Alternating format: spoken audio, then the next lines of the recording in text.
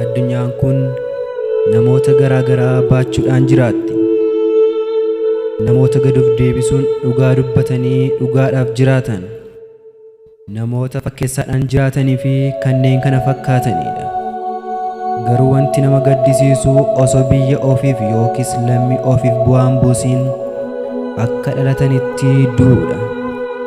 Irra caalaan namoonni dacheen kun ofirratti baattee jirtu namoota lammiif yookiis biyyaaf ta'uu dadhabanii osooma lubbuu ofii faana wal'aansoo qabanii biyyoof ta'anidha.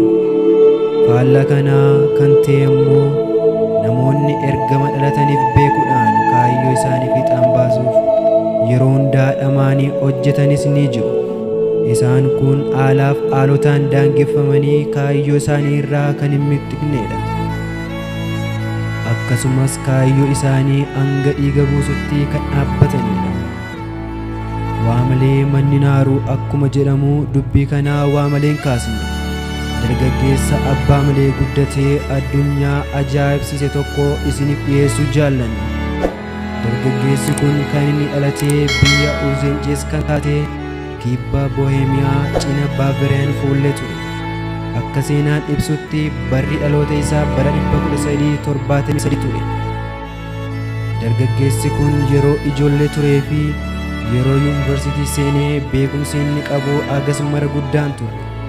Yuunivarsiitii gaafa seenees maqaan isaa barattoota dandeettii giddu galeessaa qaban keessaa isa tokko ture. Garuu yeroo booda dhama'inaan hojjechuudhaan barataa baay'ee cimaa fi jabaa ta'uudhaan yuunivarsiitii Paaraag keessatti beekamtii olaanaa ta'e argate. Yuunivarsiitii kana keessatti muummee garaa garaa 3 baratee ture. Isaan keessaa inni jalqaba isaatii Joon ture. Joon kan inni boqote yeroo ilmi isaa Haas daa'ima turedha. Sanaan booda haati xiyyeeffannaa guddaa itti kennuudhaan daa'ima kana kunuunsuu fi guddisuu eegalte. Joon Haas dhalootaan hawaasa keessaa maatii gara gadiitti jedhaman keessaa kan dhalate ture. Sana irratti dabaluun abbaan isaa ijoollummaatti irraa lubbuun darbuun taatee sammuu namaa dhukkubsuu fi gadda kan biraa ture.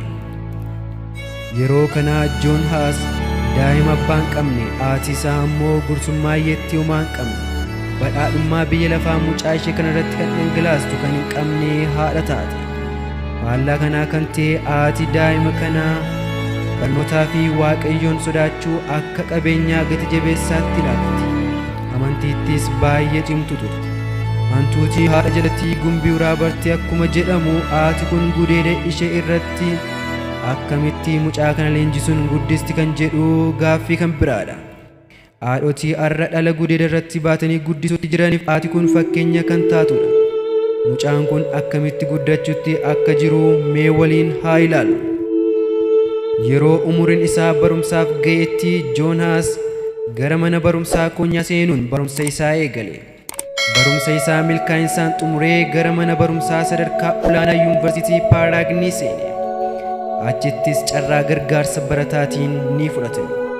Yeroon inni yuunivarsiitii seenutti haati isaa gursummaa yeetti waan taateef mucaa ishee kanaa waan ittiin gara mana barumsaa isaatti geggeessitu homaa tokko hin qabdu turte.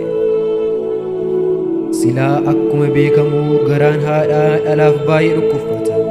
Haala gaaris ta'u homaa yoo mijates yoo mijanne kan qabdus qarshii yookiis homaa kan hin qabne yoo taate haati yeroo bal'inaattis yeroo rakkinaatti dhala faana garaan dhala baatee ishee dhiphisa.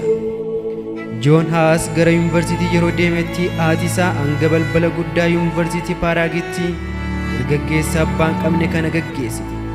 Isheenis akkuma balbala guddaa kanatti dhiyaatteen jilbeenfattee abbaa isaa isa waaqa irraa gargaarsa isaaf gaafatte.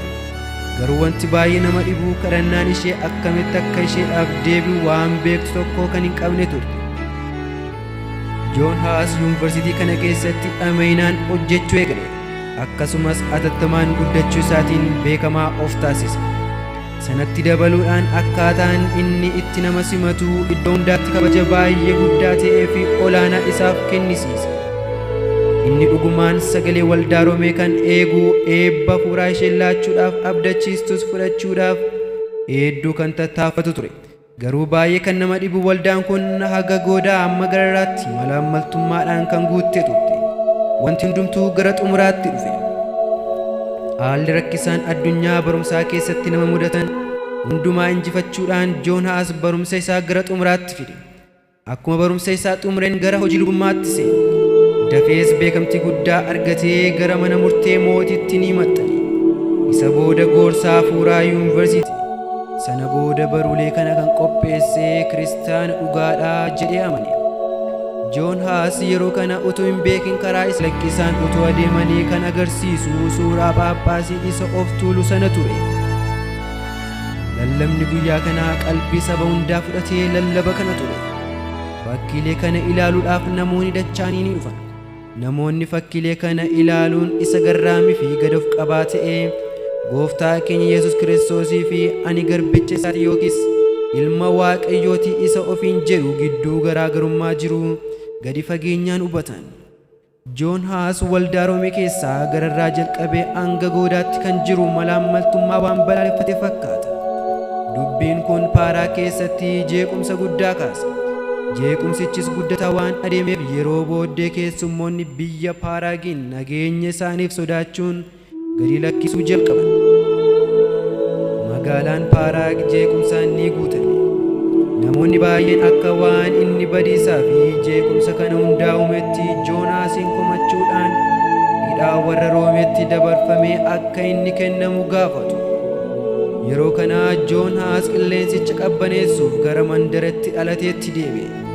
Yeroo yartuu booda haalli jeequmsa Paaraa keessaa akka qabbanaa'een Joonaas gara waldaa Beetlihemitti deebi'ee si'aayina guddaa fi ija jabinaan sagalee Waaqayyoo lallabuu itti fufe. Waaqayyo garboota isaa kan ta'an keessaan saba isaa dukkana barsiisa Roomee keessaa baasuu fudhate. Garuu kan keessa darbuu qaban gufuu hedduutu isaan quunne. Yeroo kana Waaqayyo immoo tarkaanfiidhaan isaan gaggeessuu jalqabe. Ammallee taanaan magaalaan Paaraag waan qarqara fincilaa dhiigaa jiru.